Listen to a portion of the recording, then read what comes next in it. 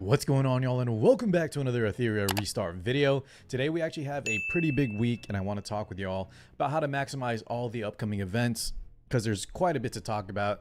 We're going to go through the patch notes as well. There's additional stuff at the end in terms of, I think there's a few like fixes, balancing, things like that.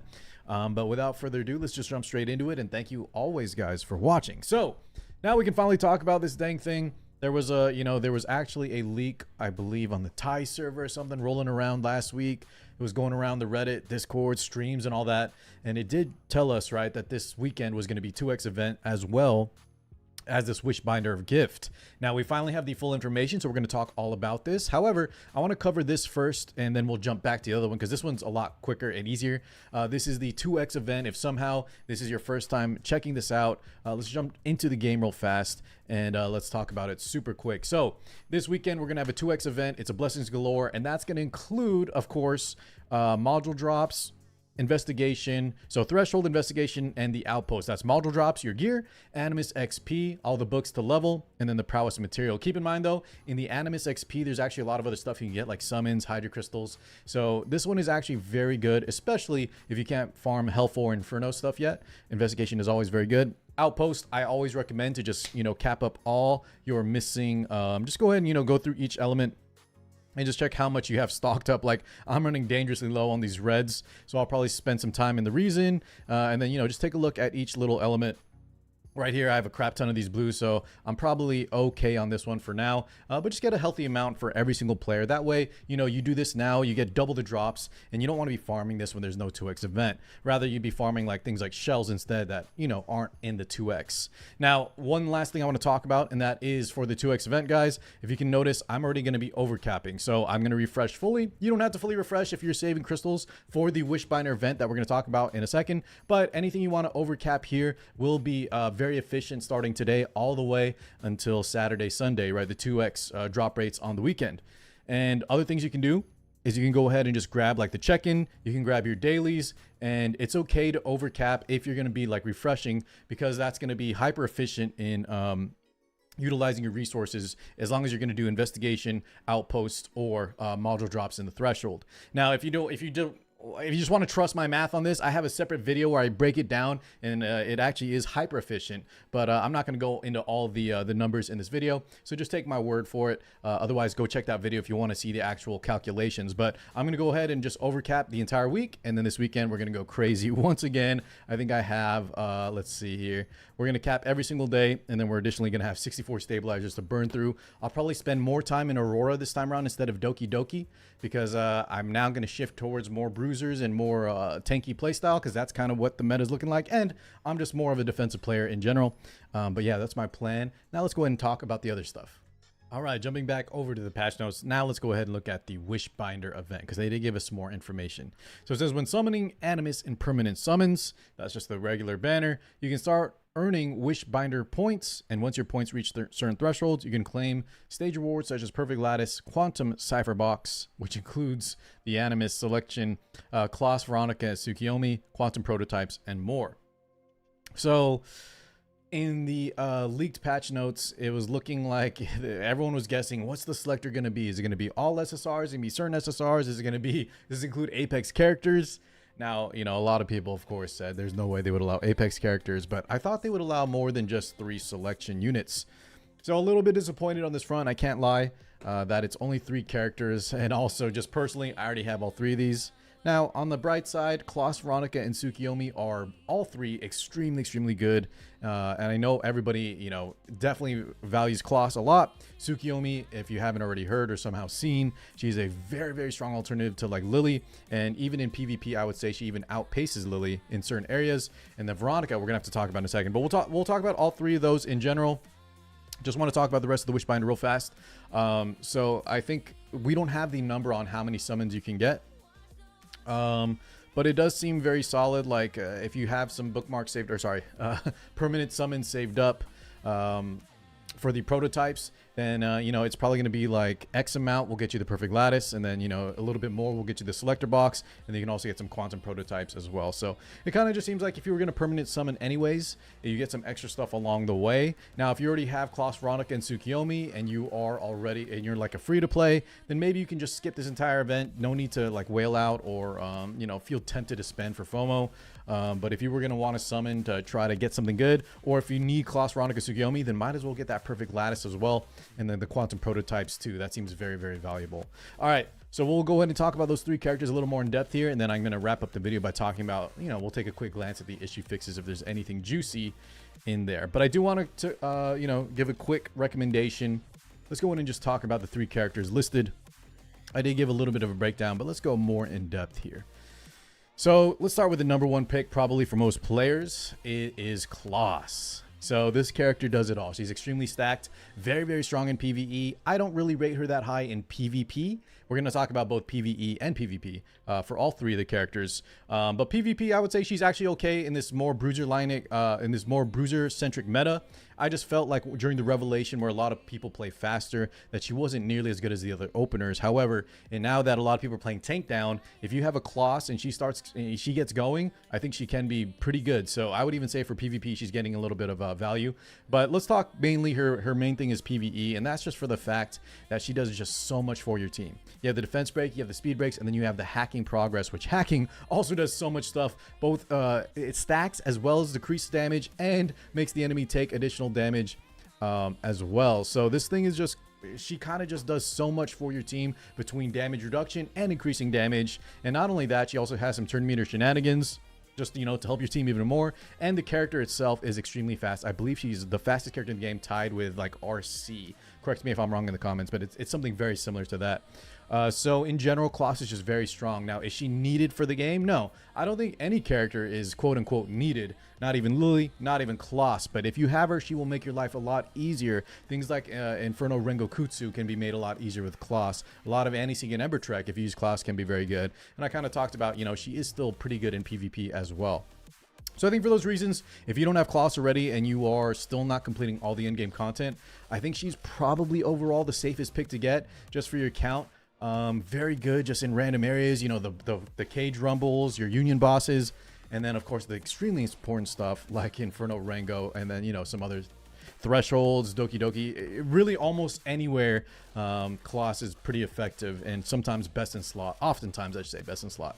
So that's probably your number 1 pick. The number 2 pick is probably Sukiomi. Now, just so I can get this out of the way, do not undervalue Veronica. Stay tuned till I talk about her. But Sukiomi, let's talk about next. This character is extremely good too. Very, very close in value to Klaus. Some might even say she's better, especially if you don't have units like Lily. So in her kit, we have things like the very valuable attack and speed up. So she kind of, you know, it's an overlap between Lily, Klaus, Chiaki the Echo. However, she also does a crazy amount of turn meter, and that's where I think she's better than Lily, because the amount of turn meter that she can push for her team is even higher. And the fact that you get the attack up as well. Now, she does also have the shelf cooldown reset, and this may not, you know, it's not exactly the same as the other characters, but that is still, the Animus and shelf skill cooldown is super important too.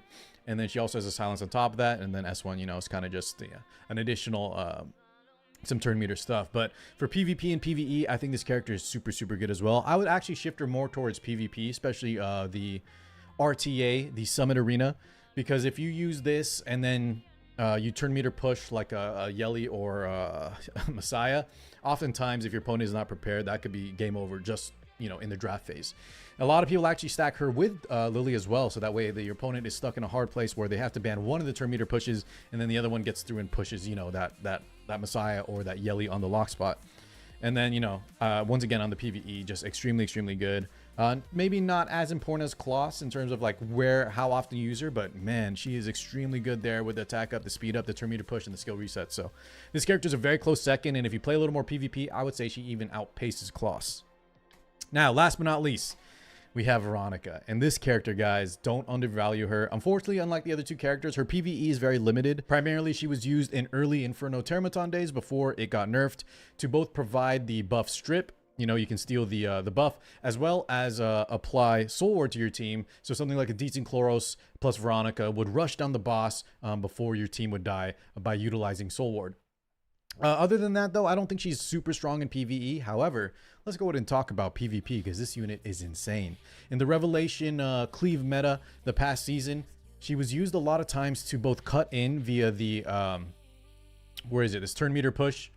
When Veronica's attacked, she increases 35% turn meter to kind of steal a turn. You build her pretty fast. She steals a turn, and then she can provide that soul war for your team so that your opponent doesn't kill you. Then you can, attack back with the rebuttal and kind of survive and kill your opponent from there. However, now she's used in just a lot of matches in Bruiser versus Bruiser too. So if you're playing tank down, you find another tank down player, Veronica is actually a pretty good choice, both providing some good damage via the S2 as long as the match progresses long enough. And then, of course, the very valuable, buff stealing and just providing buffs for the team. Think of her like a support that can do some late game damage. That may not be everybody's style, but I just want to hammer home the fact that Veronica is extremely, extremely strong right now for PvP. So if you already have like the Kloss, if you already have the Sukiomi, don't sleep on this character. Don't grab a dupe. I would rather get this character if you're going to play some PvP later down the line. So I think that kind of wraps up the three characters. Kloss, Sukiomi are probably higher value than Veronica as she's really mostly PvP. And then between Sukiomi and Kloss, just kind of decide which one you value more. Most likely, if you have none of them, Kloss will probably provide the best bang for your buck. And then if you already have some type of, character that fulfills a similar role to Kloss, or you have Kloss, then Sukiomi, I think, is the next step. All the PvPers, though, make sure you get Veronica, as I think everybody's going to want her eventually if you play competitively, as she's good in a lot of different styles, not just one specific matchup. All right. Let's go ahead and jump straight back into the patch notes and just see if there's anything else here that we want to cover. Fixed an occasional issue where normal betting rewards were lost in Champion's Call. Okay. Hoyan and Chloris could revive targets with immunity after killing them. Okay, is that not intended? Hoyan and Chloris could revive targets with immunity after killing them. I'm not sure exactly what that means. If you guys know, please let me, catch me up. Does that mean if immunity is present, that's supposed to stop the revive mechanic, or is that meaning they revive with immunity? Anyways, I'm not sure exactly what that entails. I'll have to reread into that. Heinrich's skill, Fatal Split Bullet, would not trigger counterattacks under certain conditions. I wonder if they addressed Obol. I heard Obol. And also, guys, if you haven't seen, I feel like Yelly, I've been asking a lot of my stream chat that Yelly's S3 seems like they kind of bugged her follow-up chains. Just take note, if it's not addressed here, I feel like the Yelly chain after her skill 3 is not proccing as often as it should, and it's something that's quite noticeable. Mia would not trigger counterattacks as well. Okay, that's interesting. Sonya. Twin Dance and level 4, or Twine Dance, not increasing the damage multipliers. Catchy was displayed incorrectly. Catchy's also very good for Cage Rumble. Speaking of Cage Rumble, Hoyan would cause abnormal enemy counterattacks. Oh, okay, I wonder if that's going to make this a little bit easier. If you guys haven't hit your 3k points yet for the max lattices.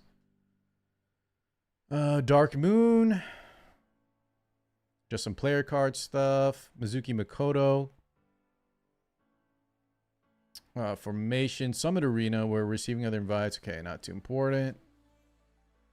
Matching with placement. I think there's a lot of placement and matchmaking issues with Summit Arena, but a lot of y'all may not be there yet where, it's kind of an issue. Nell. Multilingual, and then Shell Golden Line was abnormal. Okay, anything else? Arena loadout optimization. Fix an issue where anime stats were not updated. Okay, that's good. I remember that being a weird thing. Arena, Summit Arena, Fierce Arena, and United Front. Okay, so that was a big one. If you didn't see, United Front Union, last week's Guild Wars or Union Wars, a lot of people were confused between the loadouts.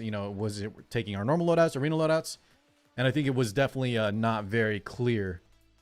So now I think this is going to be more intuitive.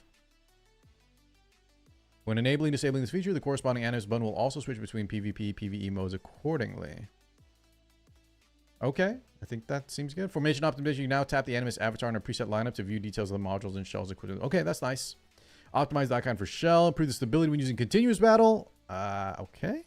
And then optimize the model performance of animus. Now, I have a feeling I know what this is. If you don't know what that means, don't worry about it, guys. But if you do know, yeah, Nell had kind of something really weird with her character model. Anyways, I think we'll wrap things up there, guys. Good luck on your summons. Tune in this week. We'll be doing the 2x event. I'll probably be playing some other games though, because I'm going to be once again overstacking all my stability. If you don't understand how that works, go check out my previous video. Otherwise, just trust me on it. If you want, you can start overstacking your stamina or your stability right now, and then take full advantage this weekend, Saturday, Sunday.